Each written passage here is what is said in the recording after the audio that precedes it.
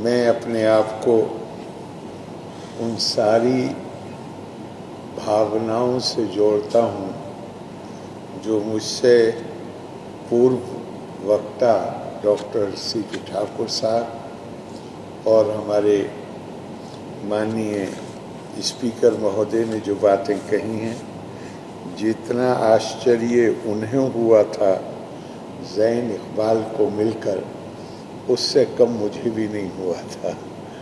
मुझे भी थोड़ा दिक्कत हो रही थी ये विश्वास करने में। फिर इनसे बात हुई तो मैं बहुत प्रभावित हुआ। किताब का नाम तो और जो इन्होंने उसमें प्राक कथन है, इनका इंट्रोडक्शन है, वो तो बिहार के स्टीरियोटाइप की बात की है, लेकिन वास्तव में ये किताब उस गौरवशाली इतिहास, वो शानदार परंपराएं जो बिहार की हैं, जिसका जिक्र माननीय अध्यक्ष महोदय ने किया, किताब मुख्यतः उसके बारे में। और ये बिल्कुल सही कहा अध्यक्ष जी ने कि और भारत का की समय की जो कल्पना है वो भी लीनियर नहीं है, साइक्लिकल है, काल चक्र। इसलिए सभी तरह के किसी भी सभ्यता संस्कृति को हर तरह की परिस्थितियों का सामना करना पड़ता है, लेकिन जब आप पतन के दौर से गुजर रहे हों और वो कुछ ज़्यादा ही लंबा हो जाए, तो आप देख सकते हैं दुनिया में कि अपने लोगों को प्रेरित करने के लिए, उनमें एक नई ऊर्जा भरने के लिए, उनको एहसास कराने के लिए इतिहास के उन स्वर्णिम पलों को याद किया जाता है, ताकि लोग नए सिरे से प्रेरणा लेकर आगे बढ़ने का संकल्प और हिम्मत कर सकें। हमारे बराबर में जब ये इतिहास का महत्व है, और एक किसी ने कहा भी है, जो लोग भुला देते हैं तारीख को अपनी, उन लोगों का जोग्राफिया बाकी नहीं रहता। इतिहास का बोध बहुत ज़रूरी। इस संसार में मानव प्रजाति के अलावा और भी जातियां करोड़ों की तादाद में, लेकिन कल्पना की शक्ति, इतिहास का बोध, ज्ञान प्राप्त करने की क्षमता, ये केवल मानव को दी गई। जानवरों को प्रशिक्षित किया जा सकता है, शिक्षा नहीं दी जा सकती। तो इतिहास का जो महत्व है, इतिहास बोध अपने आप में एक ऐसी चीज़ है जो दूसरे प्राणियों से हमें अलग करता है। हर प्राणी अपना जीवन वहीं से शुरू करता है जहाँ से उसके पुरखों ने किया था। मानव जाति को ये उनकी विशेषता है कि वो वहाँ से अपना जीवन शुरू करते हैं जहाँ उनके पुरखों का जीवन का अंत हुआ। तो हम भले ही हमारा कद छोटा है, लेकिन हम अपने पुरखों के कंधे पे खड़े होकर दुनिया को देखते हैं। ये इतिहास का महत्व है। लेकिन ऐसे समय आते हैं जब इतिहास अपने भूल जाते हैं। बिहार में नहीं, भारत में ये हुआ है। अकेले बिहार में नहीं हुआ। और मुझे कैसे अपने उस इतिहास को याद करके एक बेहतर भविष्य का निर्माण करने की प्रेरणा ली जा सकती है, मुझे एक छोटी सी कहानी याद आती है जो मुझे इंटरनेशनल ट्रेड फेयर अथॉरिटी के चेयरमैन थे यूनुस खान साहब, जो इंडोनेशिया में हमारे राजदूत रहे। मैं खुद जब पहली बार इंडोनेशिया में गया तो मैं ये सोचकर कि वो हमारे राजदूत रहे हैं, महत्वपूर्ण विषय था जिसके बारे में मैं वहाँ जा रहा था भारत सरकार की तरफ से, तो मैंने सोचा कि उनसे थोड़ा ब्रीफिंग वो मुझे कर देंगे कि वहाँ किन किन बातों का ध्यान रखना है उनके साथ बातचीत करते वक्त। तो उस वक्त उन्होंने मुझे एक किस्सा सुनाया। उन्होंने कहा कि मैं राजदूत था भारत का, सुकार्नो जो वहाँ प्रधानमंत्री थे और हमारे प्रधानमंत्री तत्कालीन पंडित जवाहरलाल नेहरू, दोनों के बीच में बहुत ज़ाती मित्रता भी थी। और वो ये अब मैं यूनुस खान के शब्द बयान कर रहा हूँ। और सुकार्नो ये मानते थे कि मैं भी पंडित जी के परिवार का हिस्सा हूँ, चूँकि इनको खान अब्दुल गफ्फार खान से पंडित जी ने कहकर यहाँ बुलाया था।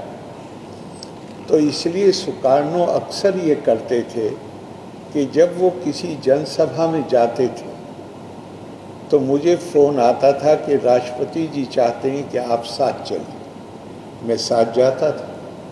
वो भाषा इंडोनेशिया में भाषण देते थे, मैं उनका भाषण सुनता था जिसमें बार बार आता था भीम अर्जुन भीम अर्जुन। तो बोले कई दफ़ा जब मैंने ये सुना तो एक दिन लौटने के बाद, चूँकि उनको तो अपनी भाषा में बात करते थे, ये तो समझ नहीं पाते थे, तो एक दिन लौटने के बाद मैंने पूछा कि आप जो ये अपने भाषणों में भीम और अर्जुन का नाम लेते हैं, ये क्या, ये कौन है? कहा कि तुम नहीं जानते हो, ये महाभारत के चरित्र हैं। कहा अगर महाभारत के चरित्र हैं तो मैं जानता हूँ, लेकिन आप कहते क्या हैं? अब इसे गौर से सुनिएगा।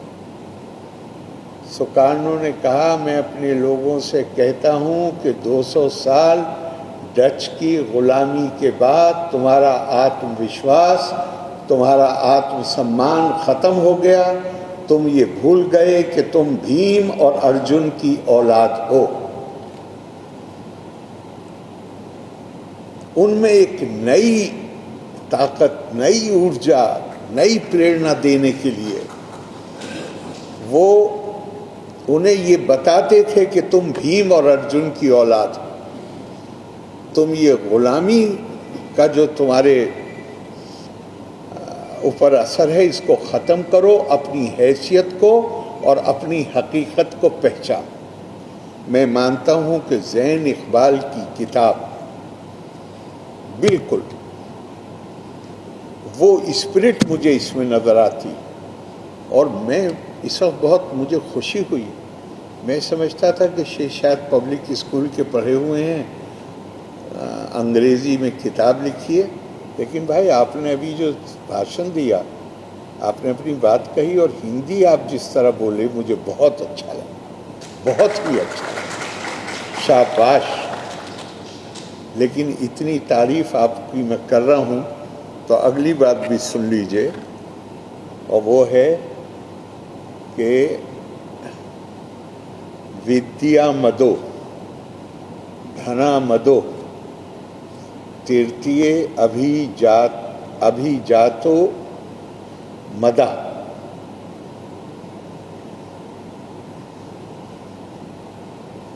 एते मद अवलिप्ता नाम एता एवा सताम दमा। जब किसी की तारीफ होती है, किसी के पास ज्ञान होता है, लेखन की शक्ति होती है, किसी के पास पैसा होता है, कोई किसी को ये एहसास हो जाता है कि मैं बहुत बड़े ख़ानदान से कुल से आया हूँ, तो उसका एक नशा है। नशा सिर्फ शराब से नहीं होता, इन चीज़ों से भी नशा हो जाता है। और नशा इंसान को बर्बाद करने के लिए कोई एक नशा काफ़ी। तो यहाँ संस्कृत के इस श्लोक में कहा गया है कि ये सब नशा आवर चीज़ें हैं, आपकी उम्र है अभी कम, इसे नशा मत बनने दीजिएगा। जो जिन लोगों की का आसक्ति भाव होता है वो इससे उन्हें नशा हो जाता है, लेकिन जो सताम होते हैं, जो सात्विक प्रवृत्ति के होते हैं, जो जिनकी फितरत में, तबीयत में, हमेशा ध्यान रखिएगा, किब्र, अपने आप को दूसरों से बड़ा समझना, ये सिर्फ उसकी शान है। हम में से किसी को ये अधिकार नहीं है कि हम अपने, चाहे कुछ भी हो हमारे पास, अहंकार से ज़्यादा बुरी चीज़ या अहंकार से ज़्यादा कोई चीज़ जो बर्बाद करने वाली है कोई हो नहीं सकती। मैं एक बार, जैसे अरबी में कैलीग्राफी होती है, इसी तरह तिब्बतन लैंग्वेज में भी कैलीग्राफी होती है। तिब्बत के एक बहुत मशहूर कैलीग्राफर, दिल्ली में इंडिया इंटरनेशनल सेंटर में उनकी एग्जीबिशन हुई, मुझे बुलाया उन्होंने, 12-14 साल पहले की बात। और जैसे चीफ गेस्ट को कुछ मोमेंटो देते हैं, एक कैलीग्राफी उनका उन्होंने मुझे दिया। अब मुझे तो तिब्बतन लैंग्वेज नहीं आती, तो घर जाके मैंने उन्हें फ़ोन किया ऑर्गेनाइजर्स को। मैंने कहा भाई ये तो बताइए इसका मतलब क्या है। तो उन्होंने उनसे पूछ के कैलीग्राफर से उन्होंने बात कराई मेरी, और कैलीग्राफर ने कहा कि जिस तरह आपके यहाँ कबीर हैं, तुलसी हैं और बहुत से भक्ति के कवि हैं, इसी तरह ये तिब्बत के एक भक्ति के कवि हैं, उनका एक जो उनका दोहा है उसका एक लाइन, और वो एक लाइन क्या थी, मैंने कहा इसका अर्थ ज़रा बता दीजिए। तो उनका लाइन ये है कि विनम्रता में आप जितने झुकते जाएंगे दुनिया में आप उतनी ही तरक्की करते चले जाएंगे। तो आपकी उम्र बहुत कम है, इसलिए मैं आपको सिर्फ तारीफ नहीं करूँगा, मैं आपको वार्निंग दूंगा बिल्कुल एकदम। और मेरे साथ खुद ये हुआ, मेरी उम्र लगभग जितनी आपकी है उससे 1-1.5 साल ज़्यादा थी। यहीं पटना के प्रोफेसर थे हसन साहब, मैं एक गोल्ड मेडल डिबेट कंपटीशन में हिस्सा लेने गया, पहले दिन मुझे फर्स्ट प्राइज़ मिला, लेकिन चाय पीने गए तो हसन साहब ने मुझे डांट लगाई और मुझे कहा बोलने चले आए को पढ़ते लिखते भी हो। या डॉक्टर साहब ज़रूर। उन्होंने अपना पता दिया, बहुत मेरी मदद करी, तकरीरें तैयार कराईं, और जब मैं 5-6 साल बाद, नहीं 15 साल, हाँ 77 में ये बात है, गालिबन 69-70 की होगी, 77 में मैं मिनिस्टर होके जब उनको सलाम करने की, उन्होंने, मैं जो कुछ भी अपने अंदर डेवलप किया उसमें मैं उनका बड़ा कंट्रीब्यूशन मानता हूँ, तो मैं उन्हें सलाम करने गया। तो जब सब लोग जमा थे तो उन्होंने उनके बीच में कहा कि मैंने इस लड़के को गोल्ड मेडल नहीं मिलने दिया, मैंने सबसे कहा कि इसको फर्स्ट प्राइज़ अब देना ही नहीं, मुझे डर लगा कि बिगड़ जाए अगर गोल्ड मेडल मिल गया। तो मैं अब आपको वो तो नहीं करूँगा, लेकिन आपको कहूँगा कि इस एहसास के साथ आगे सारे काम करिए। एक तो ये कि कम उम्री में जो कामयाबी होती है, बहुत दफ़ा आप अगर नज़र डालेंगे तो भटक जाते हैं लोग सिर्फ इसी वजह से कि वो कम उम्री में जब ज़्यादा टेंशन मिलती है तो वो बैलेंस बना के नहीं। आप बिल्कुल, और आपके वालिदैन से भी मैं कहता हूँ कि आप बैलेंस बना के रखिएगा, और इंसान के अंदर इनकी सारी आजी, जिसे हम विनम्रता कहते हैं, वो होनी चाहिए। बड़ों का अदब, छोटों से प्यार, जो ऐसा ना करे वो हम में से नहीं। तो इसका हमेशा ध्यान रखिएगा। भारत बिहार नहीं अकेले, मैं मानता हूँ ये ट्रेजिडी अकेले बिहार की नहीं है, पूरे भारत की ट्रेजिडी है। विश्व गुरु का क्या मतलब है? ये कोई उपाधि थोड़ी है, ये एक भूमिका है, रोल है। और वो कैसे हमारे मनीषियों ने कल्पना की थी, एतद् देशा परशु तस्या सकाशाद अग्र जन्मना स्वम स्वम चरित्रम शिक्षेरण पृथ्वीयम सर्वमानवा। हमारे यहाँ ज्ञान का ऐसा भंडार होगा और उस ज्ञान के ऐसे संवाहक होंगे जिन्हें हम गुरु कहते हैं कि हमारे यहाँ आकर्षित होंगे लोग। केवल भारत के ज्ञान को समझने के लिए नहीं आएंगे भारत में, अपनी अपनी परंपराओं को समझने के लिए। सोम सोम चरित्रम शिक्षेरा पृथ्वीयम सर्वमानवा। ऐसे ही नहीं है, एक हदीस का भी जिक्र कर दो, जैसे अल्लामा इकबाल ने नज़्म में अपनी कहा है, मीरे अरब को आई ठंडी हवा जहाँ से। यानी हुजूर सल्लल्लाहु अलैहि वसल्लम के लिए कहा है कि उनको, जब मैंने उसके पहले तो मुझे लगा, जब बचपन में वो नज़्म पढ़ी और उस पर गौर किया तो लगा कि शायद हुजूर सल्लल्लाहु अलैहि वसल्लम अल्लाह के नबी थे। ये this is the land of spirituality, आध्यात्मिकता का देश है। तो इस नाते मैंने वो कलेक्शन जोड़ा। लेकिन जब अरबी के अल्फाज पढ़े, अजीदू रिहल इल्मी मिन बिलादिल हिंद, कभी हिंदुस्तान नहीं आए, लेकिन मदीने में मस्जिद नबवी में बैठ के फरमाते हैं, अजीदू रिहल इल्मी मिन बिलादिल हिंद, मैं हिंदुस्तान की सरजमीन से इल्म के, ज्ञान के शीतल झोंके आते हुए महसूस कर रहा हूँ। जिस दिन हमने उस ज्ञान की परंपरा को अनदेखा करना शुरू किया, हमारा पतन शुरू हो गया। उसको, आपकी किताब को भी मैं वही मानता हूँ कि ये उस परंपरा को दोबारा समझने की ज़रूरत है। और हमारे रामकृष्ण मिशन के मुखिया थे स्वामी रंगनाथनंद जी, उन्होंने अपने एक भाषण में बहुत अच्छी बात कही है, जिसका हम सबको ध्यान रखना चाहिए, सबको। उन्होंने कहा कि हमारे पतन का कारण क्या है? हमारी परंपरा है